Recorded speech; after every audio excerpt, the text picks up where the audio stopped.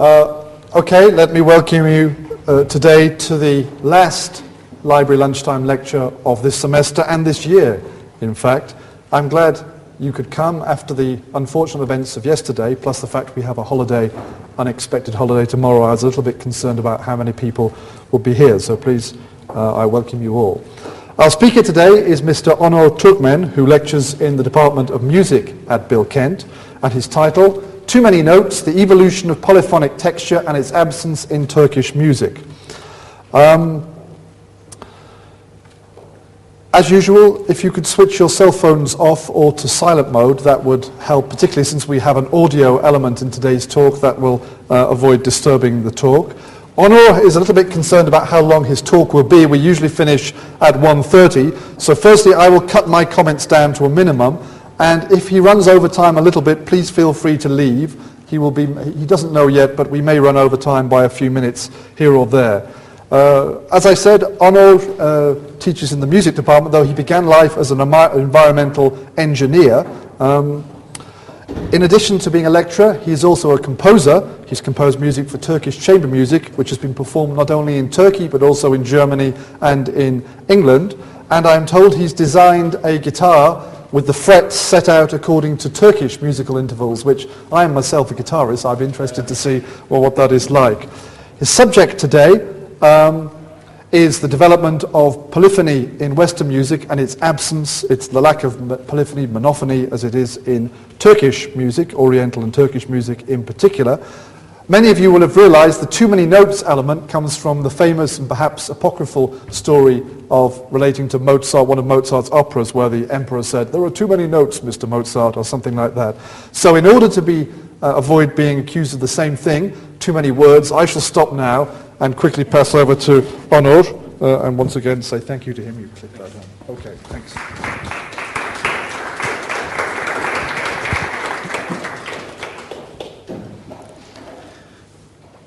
Okay, so welcome again. So I would like to start with the title because it sort of sounds like a problem definition. And I think it's appropriate for the contemporary mind because it is like music is usually, as we know, is polyphonic. But this is, if we consider the whole human history, this is only corresponds to probably the last 1,000 years. Before that, not only in Turkish music, in all cultures, music was without polyphony. It was, let's say, it was monophonic. So I'll try to go very briefly of these textural differences or this development in Western world in the last 1,000 years. So it will be very brief, but so let me put it this way. I don't really have the answer why is it its absence in Turkish music. So I'll try to propose some questions, hopefully some helpful questions in order for you maybe a nice food for your brain to think about this. Okay. So let's start. What is polyphony? Very simply, a very simple description is polyphony is in a musical work you have two different musical identities at the same time, simultaneously. So these musical identities are definitely two separate, two individual melodies. So two different musical personalities, you could say. So, but we have different examples of this situation in different cultures. I'll start with a musical example from North India, Lakshmi Shankar. So let's hear that. And actually maybe I should, yes.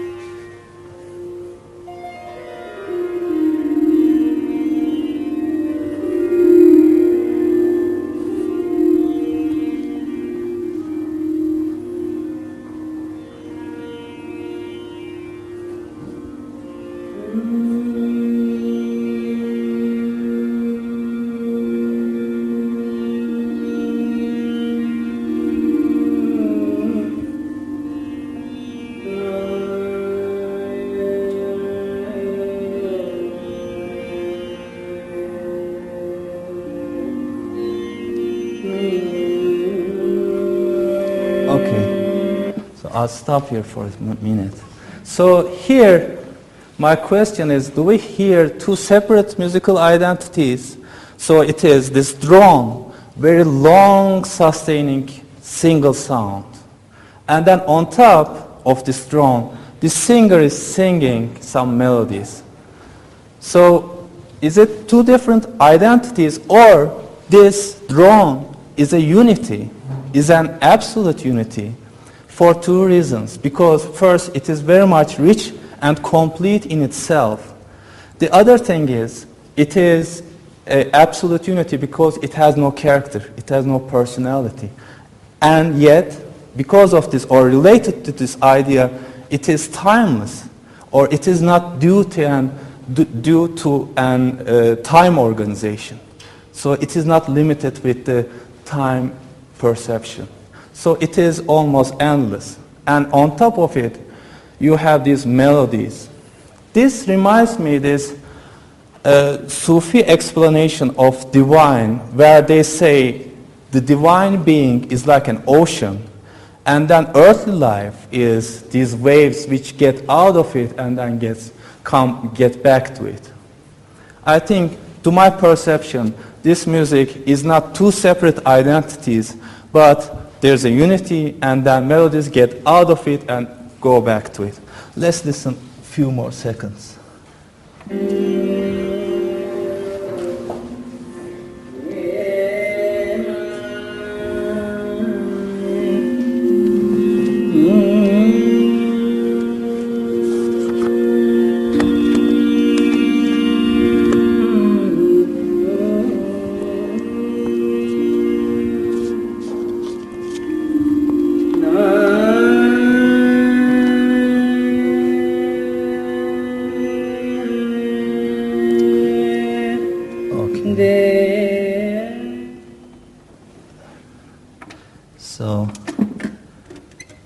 I don't know if you agree with me or not, but I'll pass to the second example. The second state of this drone, it's a different state of this, is having pedal points in music. This is also, you can find examples of pedal point in many different cultures, which I will play a Turkish music example. So what is this pedal point? We have a drone, which I call as a musical unity, a very absolute unity. But this time we hear different states of it. So the drone changes. Let's hear the example. So this, you will hear a ney taksim, a improvisation on ney, this Turkish music instrument.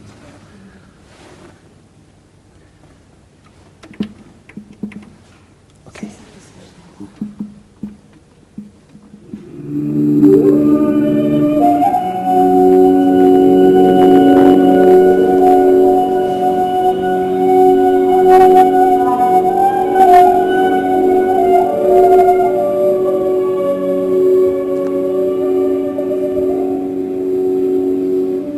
Now it changes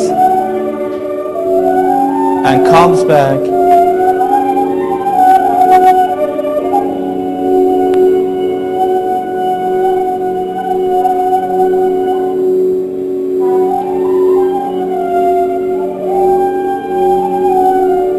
Changes again.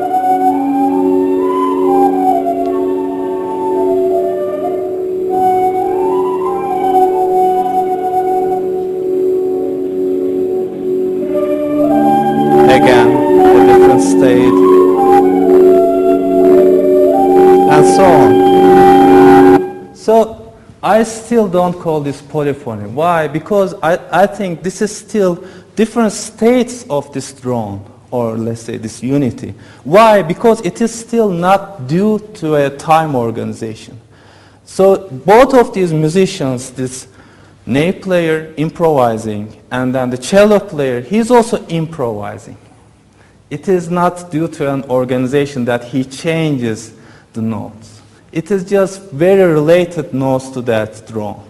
Okay, when do we call such examples or such situations as polyphony? Of course, the example comes from Europe. I will play a very early organum example.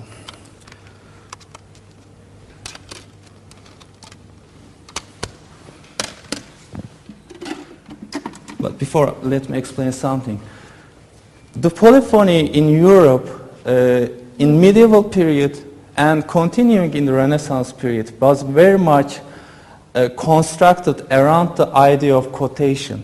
So there is a already existing melody. Usually in sacred music, these melodies are plain chants, which originally came from either Syria or Israel, from Middle Asian regions, and then somehow transferred to Europe. And European composers, starting from, let's say, 10th, 12th centuries, they use these melodies as what we call cantus firmus. So they quote these melodies, and on top they add other melodies. Let's hear in my example first the original chant.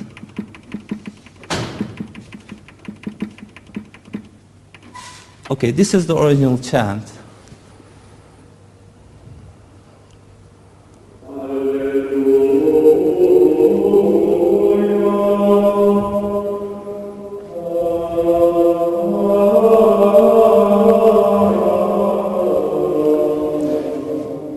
So, the composer Léonin, a French composer from the 12th century, he's taking this first phrase. Let me play that again.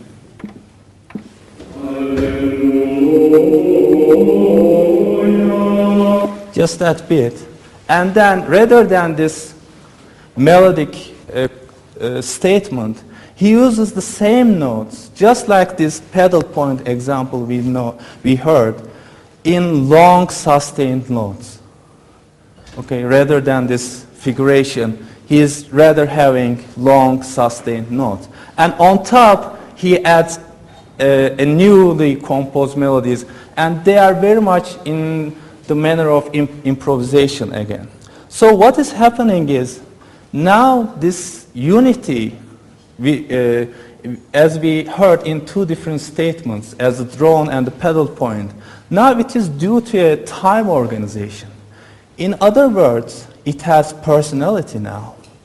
Okay, it is very much constructed around a musical organization. Okay, let's hear the example.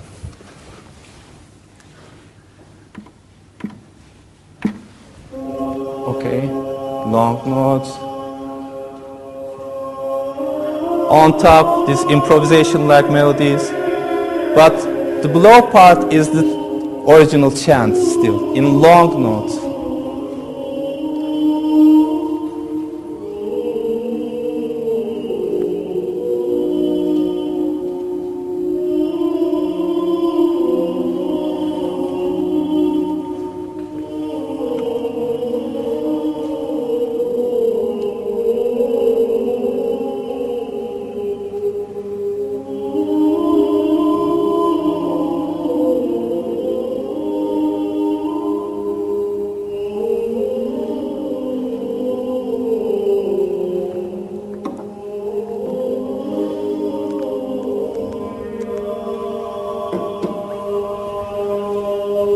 And during the same period, the notation is being evolved, and now composers had more control on the rhythmic organizations.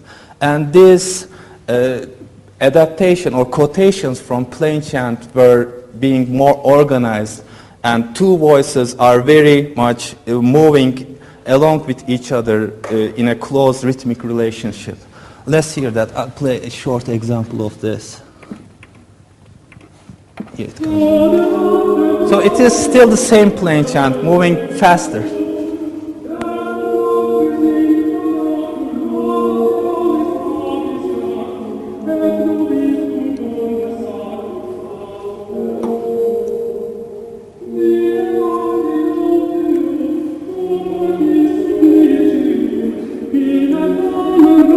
So as you might realize, it is very close to our understanding of polyphony, actually.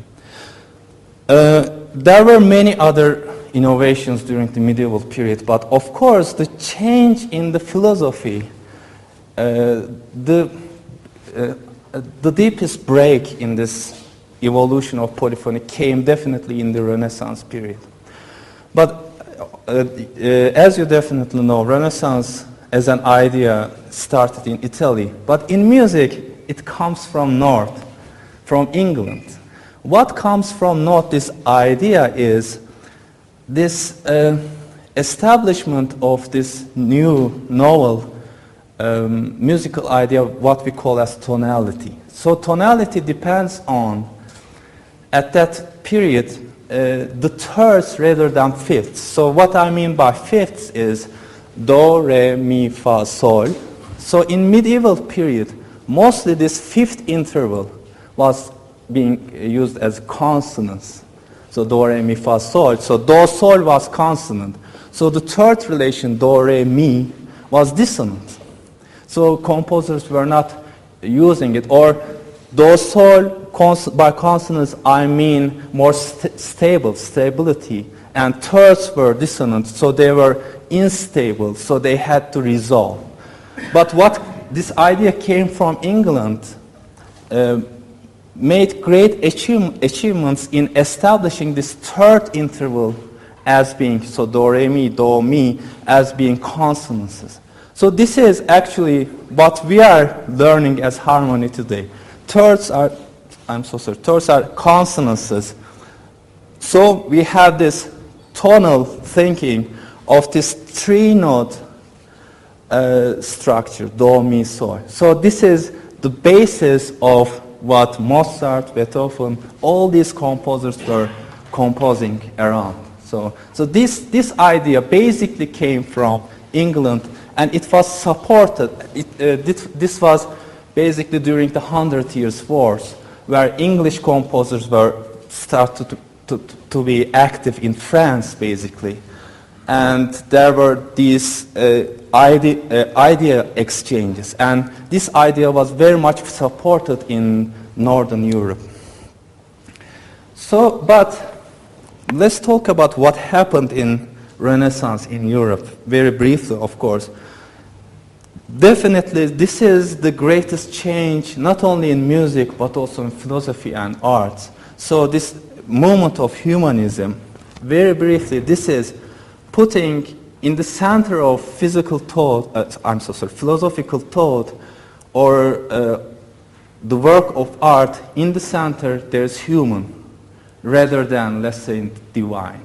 So what changed very specifically in music and in arts, two different things. In arts, now there's perspective, because the artist is in the center and he is doing his artwork through the eyes of himself, the human, not the divine. So he's trying to picture everything as he sees. So he uses this new technique called perspective. This is adding a new dimension in arts. So the new dimension, very parallel to this, in music is tonality. So it was do, sol, this one dimension. Now you have a new dimension, just like the perspective. Okay, so do, mi, sol. So definitely these innovative painters like Masaccio and these early experiments with the perspective. But something has also changed, which is very important, I think. For example, the difference between the medieval motets, I'm talking about the text, and the Renaissance text, the main difference is in medieval texts, they are more naive. They are mostly about the Virgin Mary or angels and so on. But in the Renaissance period, they started to be about the crucifixion of Jesus Christ and the pain he had. So this is talking about the human psychology. And I think this picture is great to reflect this. So this is, as you see, early 15th century, 1426, another Masaccio's painting. And this is called Expulsion from the Garden of Eden. And as you see, in the center, we have human expression, or if you like, this psychological human expression. I'd like to stop here for a minute and go back to Another picture, this is by Kalender Pasha, a Turkish miniature artist. This is from 15th century. Okay, what is the difference? So this is very epic. There is no human expression in it. It is the same subject. So it is Adam and Eve. This miniature gives us great information of what happened. But we are not interested in how they are feeling. Okay. So I think this is the break point in the Western world. Not only, this is not a break for the Eastern world, but I think this is a big break for the Western world. This idea of humanism. All the perspective changes. So in music. So we have, I will play you a Renaissance polyphony of the great Renaissance composer, this French composer, Josquin de Prez. So in order to, okay, let me put it this way. In Renaissance, we have this human expression, but on the other side, in the artwork, what is very important is the balance of artwork. They might seem contradictory, but they went side by side.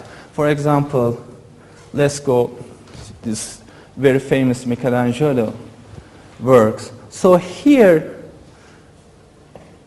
again, the human expression is not very much prominent. Here, what he's trying to achieve is the objectivity. What is the objectivity? The objectivity is the structure, the balance of the artwork. And also here, this is actually a very sad moment. This is Jesus Christ after being crucified. But also the human expression is distant because what is foremost here is this balance of the artwork, I would say. So in music too, this goes side by side, but in the Renaissance period, I would say objectivity, this balance of the artwork is very, very prominent.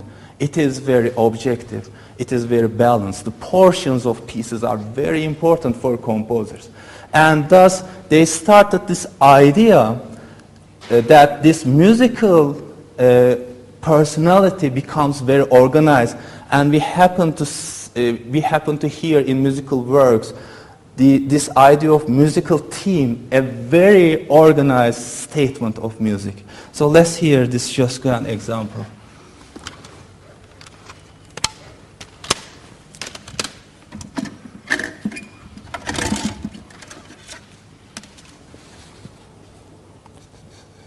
I'm so sorry.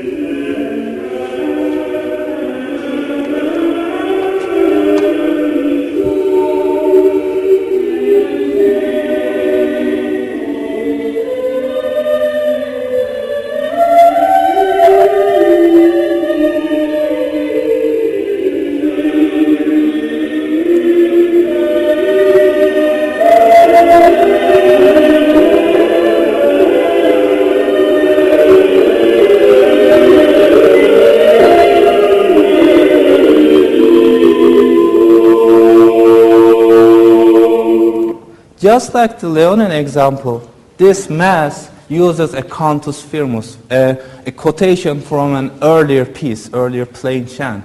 But as you see, this is very much organized. Why? We have a very clear musical theme, and then this is repeated, this is imitated in other voices, and then with the entrances of other voices, the texture expands, and then it leads to a cadence. Cadence is very important because cadence is like is to isolate this musical statement. So you say something musically, You state something and you isolate it. It is very clear. And then cadence, boom, it's over. But we know what it is. And then comes the next thing. So you have another statement and you're trying to balance them. So this is actually a brief summary of classicism in music.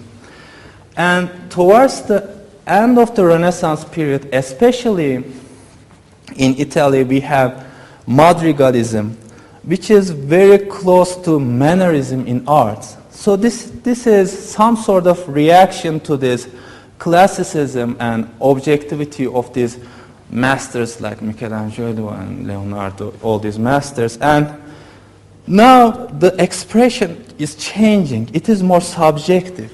As you see here, the human expression is in the center.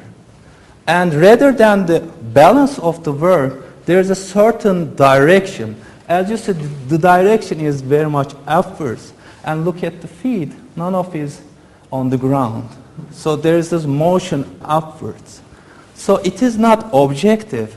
This is the human expression. The feelings is very important. Compare this with this Pieta on the... So with this is the same subject, Jesus Christ, right after he's crucified. Here, I think this is very much balanced, a balanced artwork. Here, rather than balance, what we see is the expression. So everybody's sad about this. And you look at this picture, the first thing you realize is this emotion, this human emotion. Of course, this is reflected, these ideas in music. And at the end of the 16th century in Florence, actually there was a reaction of what we call a group called Florentine Camerata. So this was led by a Count Bardi. So they were saying, they were actually complaining about this complex polyphony of the Renaissance period. Because they were again referring, just like the beginning of the Renaissance, they were again referring to ancient Greek, and they were reading these writings of Aristotle, Plato, all these philosophers' writings on music, and they see that these philosophers were mentioning that music should touch human feelings directly. So this idea of doctrine of ethos. So the universe is very much in unity in itself, and music and human is only a part of it. So it should be very direct, and music can be something very dangerous if you manipulate it in a bad direction, because it has certain influence on human psychology. So they were referring all these ideas, and they were like, they condemned this idea of polyphony. So they tried to find something new, and they did. Actually, this idea is opera. And where does opera come from?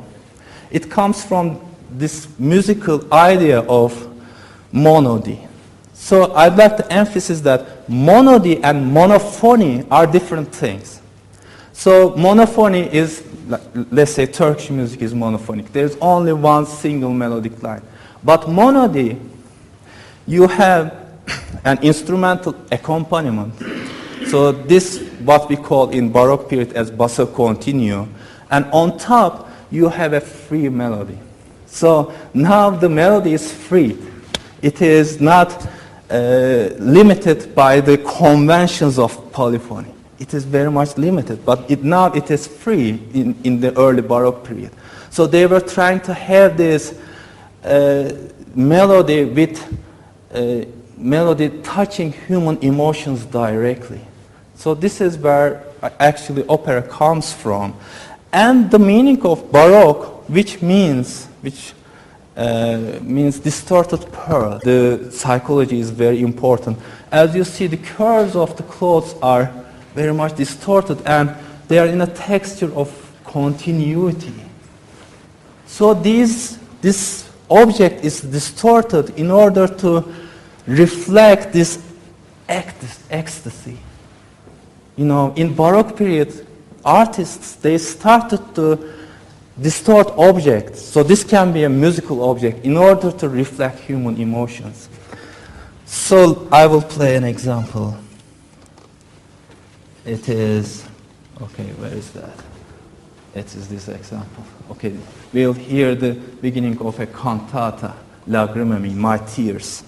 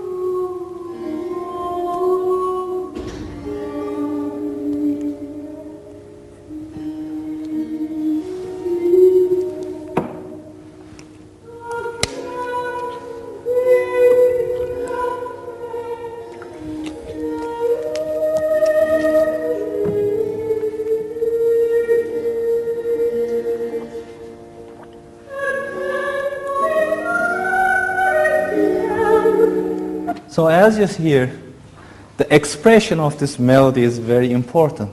And in the notation comes now this very detailed musical expression started to be written very beginning of the 17th century, this period. So now composers are writing a crescendo. So the sound is gradually getting louder, or decrescendo, the opposite. Or like the accents, or like here sing rubato without time. All these detailed indications. Why? Because I think now, it is, since the psychology is in the center, I would say the physical gesture in music starts to be very prominent. As you hear, the Josquin de Pré example was very much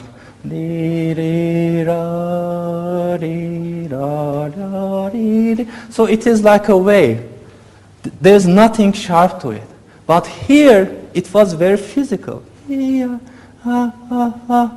So this physical gesture in music started to be written down and started to be performed. And this continues, actually. After Baroque period comes the classical period. Of course, Enlightenment is, as a philosophical movement, has deep effects on music. But I want to talk about Beethoven. He is a very interesting figure in music history because he is very much objective and subjective at the same time. So he is a classical composer. This means that the balance of the artwork is everything for him. It is very important. But I would say different than Mozart, in Beethoven, his psychology is there. His pieces are very much objective, classical, the form is firm, stable, nothing to say about this. But at the same time, he puts his psychology. For example, I give this example in my classes. In order to know what kind of a man was Mozart like, you have to be a scholar. So you have to read his letters and you have to do deep researches. Because in his music, Mozart's music, we have no clue about his psychology. We don't know what kind of a man he was. But Beethoven, we do. He is very much reflecting his personal feelings into his music. Of course, maybe one of the most famous example is the Fifth Symphony. So this is a piece about his deafness. So at the time, he was almost completely deaf. And in this piece, the first moment is a very tragic moment. So this man is very much affected by this deafness, this great problem he's facing. And I will also play the last moment. It is this man shouting to this problem or whatever he's facing with, he's like, I'm going to get over. I will have my victory about this. And I also want to emphasize that everything is very physical in this piece. So it starts with pa pa pa pam. So it is, so this is a physical gesture. And the whole piece, the whole symphony is constructed around. So this is fate knocking on his door. Okay? So let's hear that.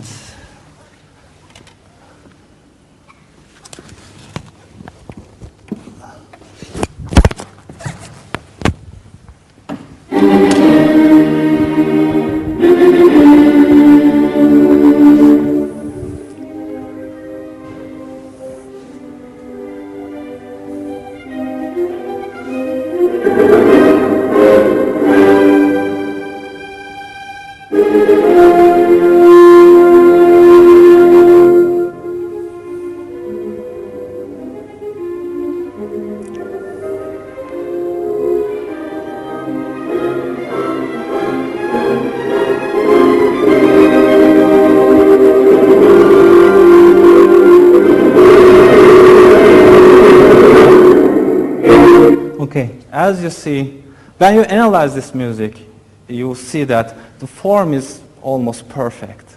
Everything makes sense. But what you heard is very psychological, actually. And I would say the musical expression is very physical. You know. And then in the last moment, he says, I'm going to get over. I'll have my victory.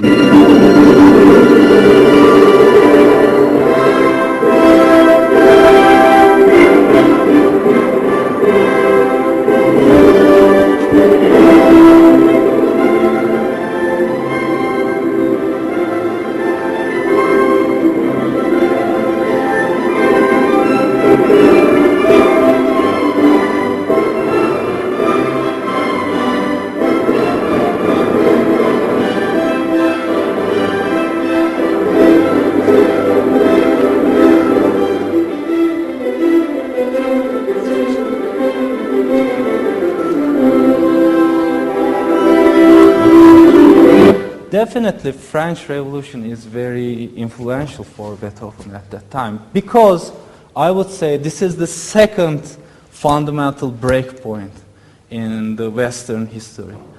Actually, if I'm not wrong, everything changes. How human mind works changes in a way. Now, aristocracy is gone. The political system is totally different or becoming different.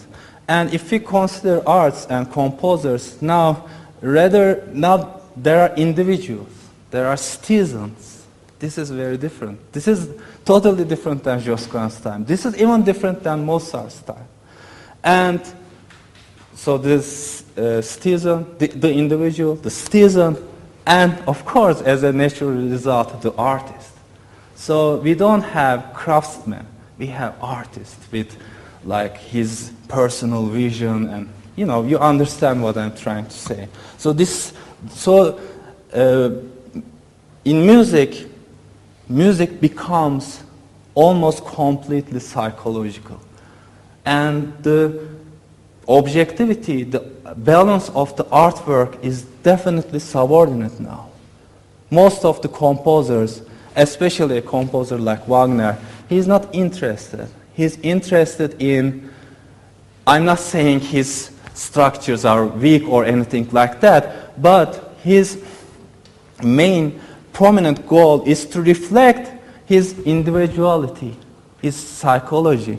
And he actually manipulates this classical rigid, I'm sorry, I don't want to say rigid, because, okay, this very firm classical form, and he gets something different out of it. We call this endless melody. This is a term this is actually what defines Wagner's music. So again, just like the beginning of the Baroque period, the melody is free again. How does he achieve that?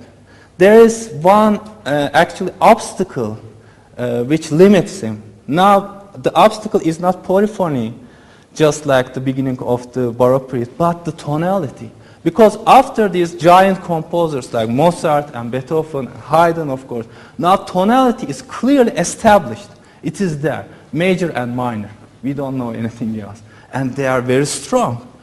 But these leads composers to these classical structures.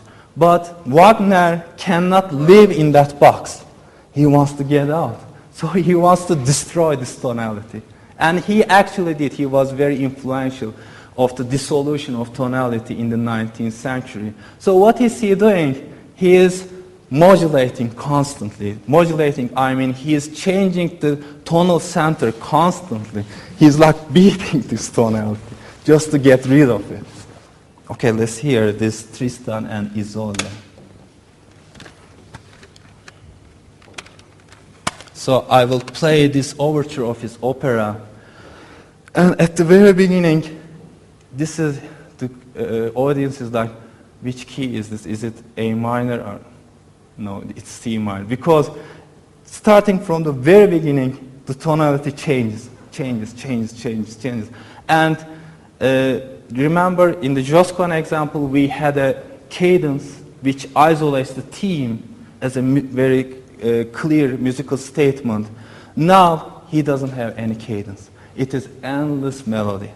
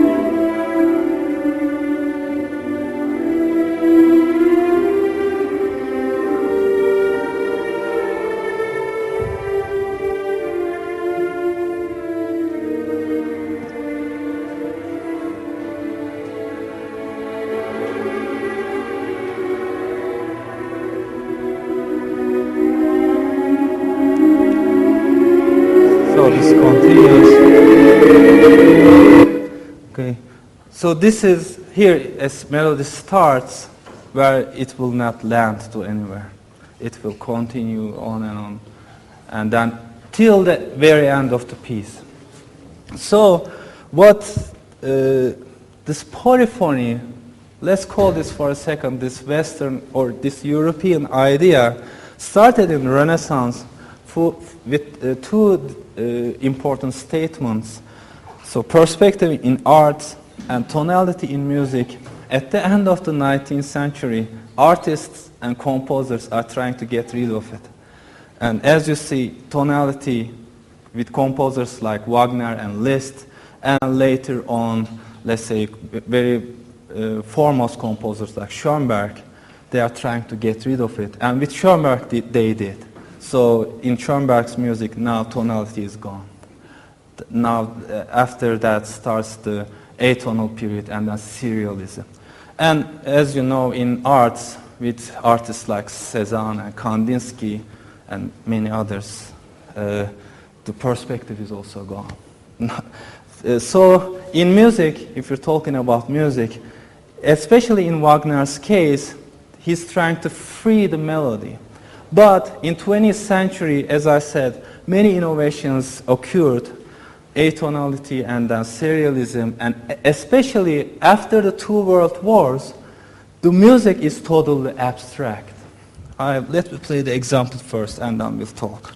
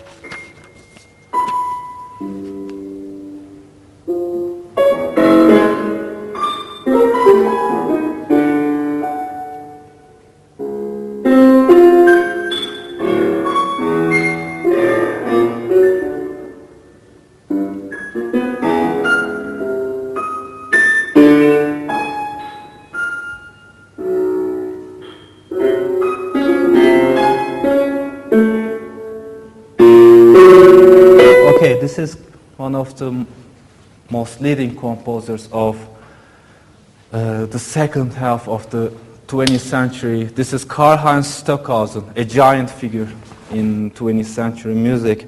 So this is one of his early experiments on what we call as integral serialism. This might sound very improvisatory to you, but it is very organized. These composers are planning every little detail in their music. But I think you would agree with me that the expression is totally abstract. So here is this great example from Oleg Grabar's book, Mediation of the Ornament. So this is Mondrian, a Dutch painter. So if I'm not, this is 50s. This is after the Second World War. And this is an Iranian painting from the 15th century. Okay, what is the difference? They are both abstract. I would say, of course, definitely I'm not an expert, but I would say the difference is this abstraction refers to what?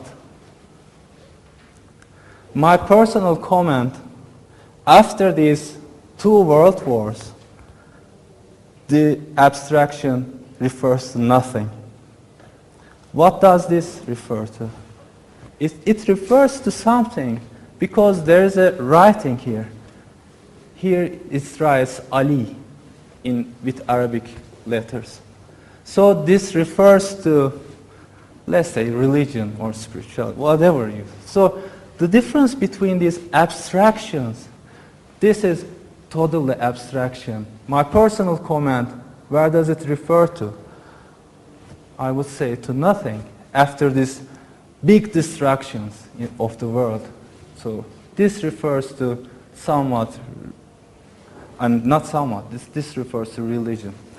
Okay, so my questions are, at the end, let me go back. Sorry, okay. And its absence, and the polyphony's absence in Turkish music. We talked about example.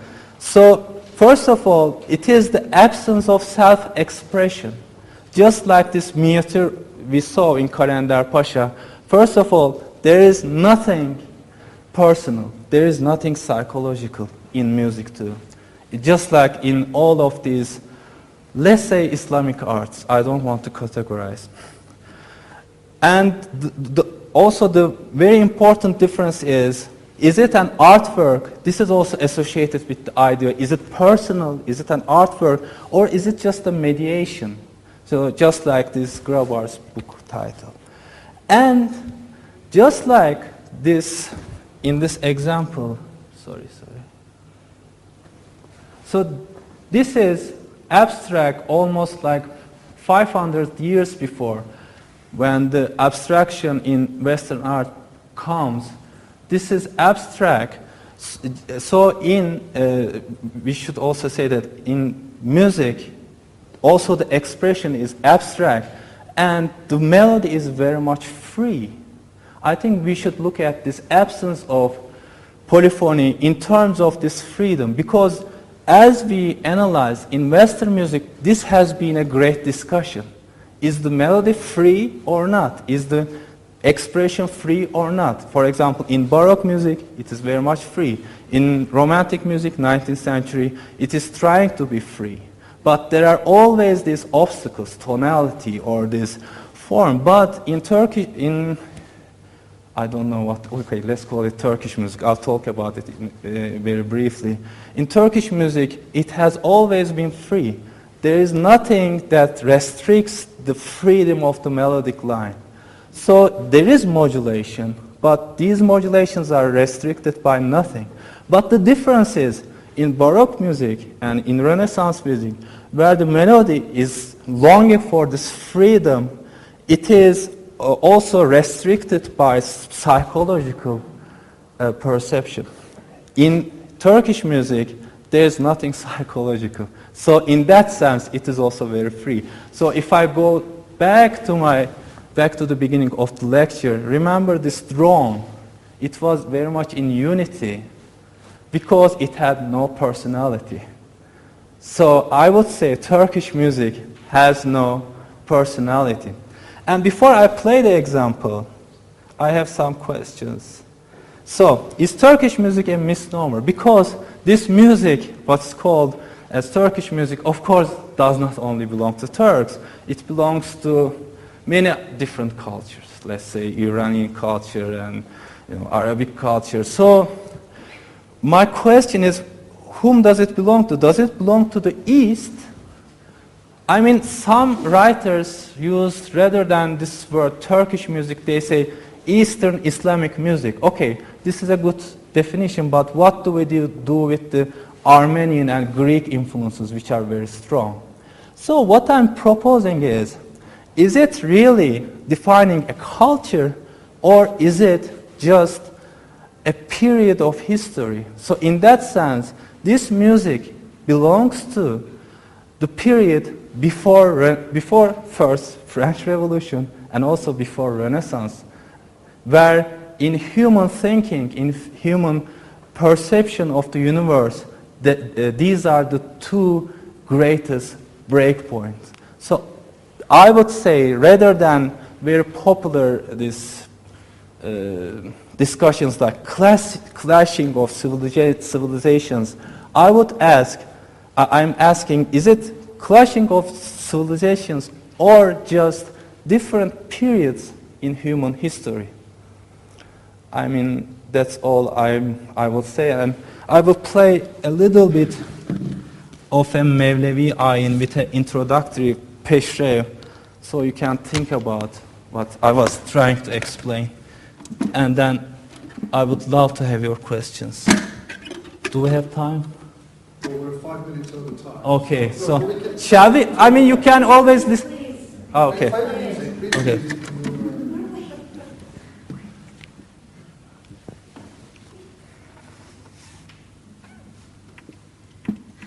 Okay, here comes peşrev.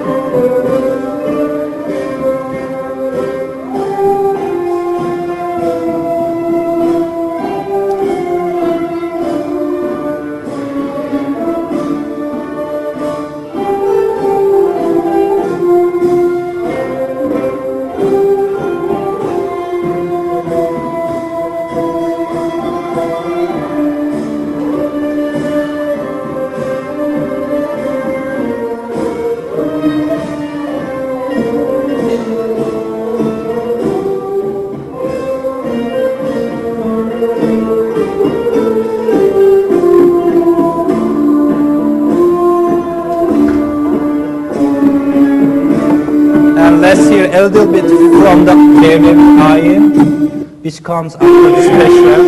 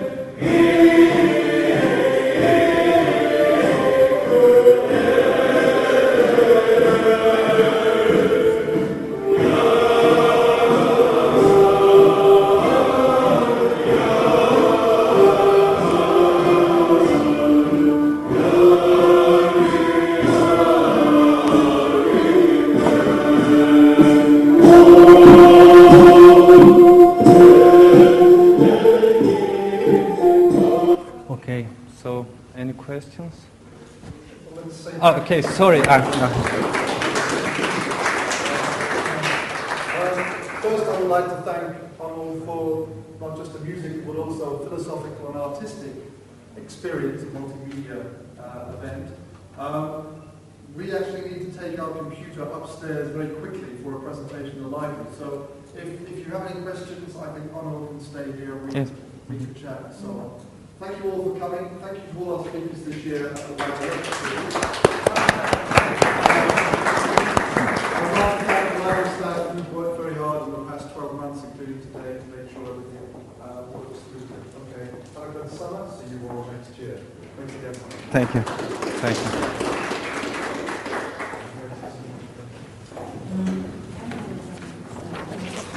Ben çok teşekkür ederim. Thank you. Thank you. Thank you very much.